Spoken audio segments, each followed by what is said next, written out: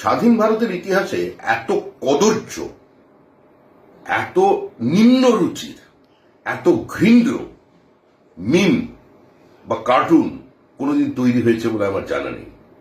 একজন রাজ্যের মুখ্যমন্ত্রী যুক্তরাষ্ট্রীয় ব্যবস্থার মধ্যে থেকে সেই দেশের প্রধানমন্ত্রী স্বরাষ্ট্রমন্ত্রীকে লাথি মারছেন, মানে একটা মধ্যযুগীয় বর্বরতা, মধ্যযুগীয় বাদশাতন্ত্র এদের মাথায় চেপে বসেছে। এটা কোনো রাজনৈতিক দল? যারা এই ধরনের পোস্ট করছেন তারা শুধুমাত্র